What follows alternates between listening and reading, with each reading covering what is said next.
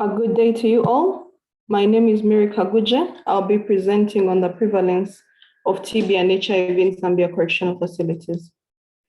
Across the world, correctional facilities have a higher burden of TB and HIV compared to the general population. In fact, WHO has reported that the prevalence of TB in correctional facilities is up to 100 times higher than that in the general population. And a study done also showed that the HIV prevalence in correctional facilities is up to 23 times higher in the correctional facility setting compared to the general population. In 2011, a study was conducted in Zambia, and it reported that the prevalence of all forms of TB was 18 times higher in the correctional facility setting than the general population. And of the participants in their study, of the bacteriologically confirmed, 0.6% had rifampicin-resistant TB. At the time also, the HIV prevalence was 1.5 times higher in the correctional facility setting relative to the national estimates. So since the last documented study, a number of interventions have been put in place, including entry screening, referral screening, exit screening, test and treat, continuity of care, and so on. And we can assume that the prevalence of TB and HIV could have reduced in correctional facilities. So at the moment, based on the most current studies, the prevalence of all forms of TB is 455 per 100,000 population. That's based on the Zambia TB prevalence survey. The same survey also reported that the prevalence of bacteriologically confirmed TB is 638 per 100,000 population. A different study, which was the second national drug resistance survey in Zambia, reported that 2.4% of bacteriologically confirmed TB cases had rifampicin-resistant TB, and the most recent HIV estimates from the DHS report 11.5%. So we conducted a study to understand the prevalence of TB and HIV in the correctional facilities. It was a cross-sectional survey, and it was done through mass and entry screening of inmates. We targeted 13 of the 90 correctional facilities in Zambia, and the total population in these correctional facilities represented 46.3% of the total correctional facility population in the country. The study was done between 2018 and February 2019. And we did a descriptive analysis and also did a chi-square test to compare if the prevalence of TB and HIV were different between the subpopulations. So this slide is just a flow diagram of the people we managed to reach. So the total population in the correctional facilities targeted was 9,695. Of those, for TB screening, we managed to reach 8,267. Some of the people were not available within the correctional facilities, either because they had gone to court or they were on the farms. And of this, we found that 17 were already on TB treatment. So where we had chest X-ray available, inmates did a chest X-ray irrespective of symptoms of TB. And among those who are asymptomatic, we had 2,538 submit sputum. Of the symptomatic ones, 1,731 had documented results. I must note that some correctional facilities documented results as positive as or negative, others only reported the positive results. So that accounts for the difference between symptomatic patients and those who submitted results, giving us a total of 132 TB cases. Of those that we screened for HIV, we found that 816 were non-positive, so we did not have to retest them. We just documented their status as positive. Of the 7,344 that we tested, we found 354 positives, giving us a total of 1,170 positives. So of the total population we reached, 94.41% were adults. These were individuals who are above 18 years of age. And 98.79% were male. And most of these were people already living within correctional facilities. So we reached them through mass screening, which represented 91.92%.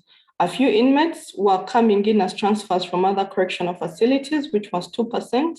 And we had 6% of the people we screened coming in from the police cells, which we called entry screening community. So in terms of our results, our overall prevalence of all forms TB was 1,598, while our overall prevalence of bacteriologically confirmed TB was 1,056. And we didn't have statistically significant differences based on sex. In terms of rifampicin-resistant TB, among the bacteriologically confirmed TB cases, 4.6% had rifampicin-resistant TB, and also there were no statistically significant differences based on age and sex, and also based on prevalence of previous history of TB. In terms of HIV, our overall prevalence was 14.3%, and significantly, among the males, it was 14.1%, while among the females, it was 25%. And this difference was statistically significant. Also, the difference based on age was also statistically significant. So we did compare between the residents that were already in correctional facilities at the time of screening, were screened through mass screening, and those who are coming in through the community. Did we have statistically significant differences in prevalence of HIV and TB? And actually, we did not find statistically significant differences between the residents and the new entrants into correctional facilities. And that's the same for both TB and HIV. HIV was borderline significant. So in terms of what we found that the prevalence of all forms TB is 3.5 times higher in the correctional facility population relative to the general population. Bacteriologically confirmed TB is 1.7 times higher. Rifampicin-resistant TB was almost twice, and HIV prevalence was 1.3 times higher. And then when we compare to the study previously done, we can see that the prevalence of all forms TB has reduced by 75%, which is significant. Prevalence of bacteriologically confirmed TB has reduced by 50%. Prevalence of rifampicin-resistant TB has increased by 4%, and HIV has reduced by 8.6%. So, however, certain significant things do stand out. Yes, the interventions that we are doing within this setting definitely give value. However, we see that the burden continues to be higher among women relative to men. Yes, this is also seen in the general population, but this could be one, because women with HIV risk factors are overrepresented in this population, but it could also be that we are not having enough interventions that target HIV prevention in the population that we screened. And also we see that the difference in prevalence of TB and HIV between the residents and new entrants are not significant, which shows that the people getting into correctional, which suggests that the people getting into correctional facilities come from socioeconomically disadvantaged backgrounds where the prevalence of TB is already high, which could, suggest that we need to actually have very specific TB and HIV interventions in populations which we know are socioeconomically disadvantaged.